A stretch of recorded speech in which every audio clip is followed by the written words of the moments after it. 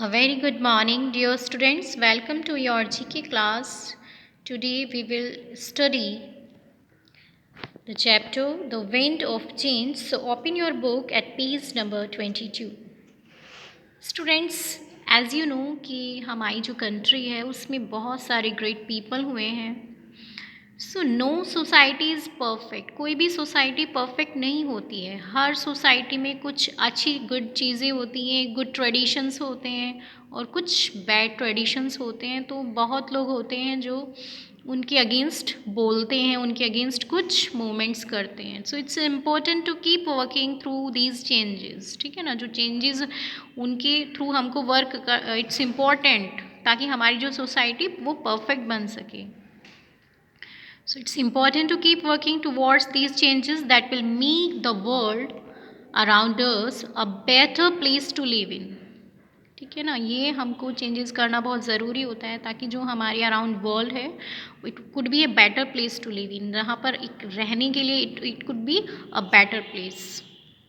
So our country is blessed with numerous such stalwarts who have done everything in their part to make society a better place.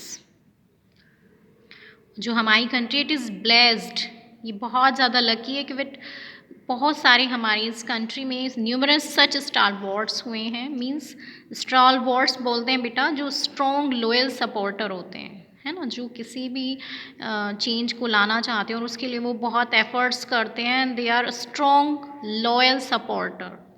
So who have done everything in their power, जिन्होंने अपना बहुत कुछ किया है to make society a better place, एक better place society को बना सके। So let's today learn about the some such harbingers of change.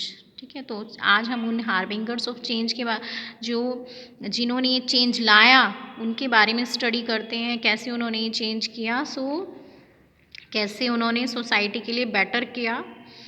So match the social movement with the change it fought for and the reformers who worked for that cause. ठीक है, तो यहाँ पर हमको movement दिया गया है। जो मूवमेंट उन्होंने किया वो मूवमेंट किस चीज़ के लिए था, मतलब क्यों किया उन्होंने, किस ईविल को हटाने के लिए किया, है ना, और वो कौन से रिफॉर्मर थे, यहाँ पर उनकी नेम्स गिवन हैं। ठीक है, सो लेट्स स्टडी। देखिए फर्स्ट इसमें दिया है इंडिपेंडेंस मूवमेंट। तो जो इंडिपेंडेंस मूवमेंट है वो बहुत ही इम्पॉर्टेंट है हमारी हिस्ट्री में भी। ठीक है, तो वो क्यों किया गया था। It was aimed eight freeing India from the British colonial rule. जो ब्रिटिशर्स का जो रूल था इंडिया पर, ब्रिटिशर्स हमारे रूलर बन के बैठ गए थे, है ना, और बहुत ज़्यादा जो है एक्सप्लोटेशन जो है इंडियंस का कर रहे थे, हमारी कंट्री का कर रहे थे। तो उनके रूल से इंडिया को फ्री करने के लिए it was aimed eight freeing India from the British colonial rule. ठीक है ना, ब्रिटिश का कॉलोनियल रूल से फ्री करने के लिए एम किया गया था। और किसने ये चलाया था मूवमेंट, ये चलाया था MK गांधी, मोहनदास करमचंद गांधी, महात्मा गांधी जिनको हम जानते हैं। तो उन्होंने ये मूवमेंट किया था। ठीक है, तो he was the reformer of independence movement, वो लेके आए थे। Then next is Chipko movement. ठीक है, चिपको मूवमेंट क्या था कि इसमें ना आप you can see in the pic कि जो पीपल हैं वो ट्रीज से चिपक के खड़े हो जाते हैं। पीपल हग द ट्रीज, है ना, people hug the trees to prevent them from being cut, क्योंकि वो उनको काटने देना नहीं चाहते, उनको प्रिवेंट करते हैं, रोकते हैं कि please don't cut our trees, है ना। तो उनको हग करके उनसे और उनको लोगों को प्रिवेंट करते हैं कि प्लीज़ डोंट कट ट्रीज। तो ये जो रिफॉर्मर थे ये कौन थे, चिपको मूवमेंट के रिफॉर्मर थे हमारे गोरा देवी। ठीक है, गोरा देवी थी जिन्होंने ये स्टार्ट किया था।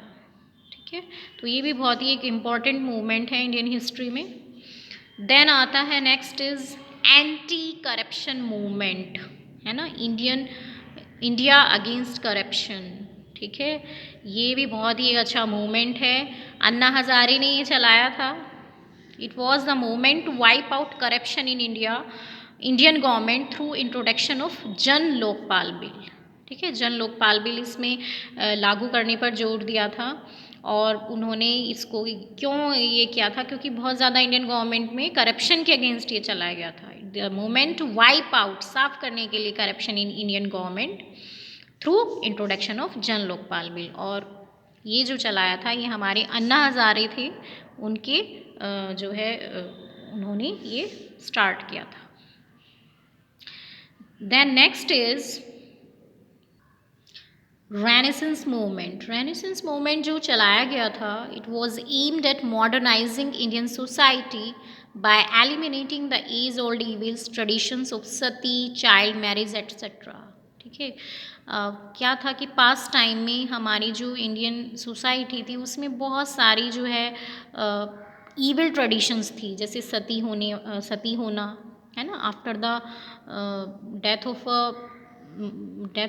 द हस्बैंड, तो वाइफ को सती किया जाता था, उसको जिंदा ही आग में जलाया जाता था। You can see in the pic. तो ऐसी बहुत सारी चाइल्ड मैरिज थी कि चाइल्ड में ही मैरिज कर दी जाती थी। तो ये चीज़ें जो है बहुत ज़्यादा एक हमारी सोसाइटी के लिए बहुत ईविल बन गई थी। तो उसके लिए रेनेसेंस मूवमेंट किया गया था। It was aimed at modernizing Indian society by eliminate करना, हटाना the age old evil traditions of सती, है ना, चाइल्ड मैरिज। तो उसके लिए किया गया था। एंड ये जो चलाया गया था ये इट वॉज स्टार्टेड बाय राजा राम मोहन राय। ठीक है, राजा राम मोहन राय थे, इन्होंने ये स्टार्ट किया था। ठीक है, then next is Dalit movement. ठीक है, दलित मूवमेंट ये भी एक जो है हमारी इंडियन सोसाइटी में था। तो इट वाज ये मूवमेंट किया गया था to struggle to stop the discrimination on the basis of caste. Caste के बेसिस पे जो है डिस्क्रिमिनेशन बढ़ गया था, है ना। तो वो उस डिस्क्रिमिनेशन को ख़त्म करने के लिए किया गया था।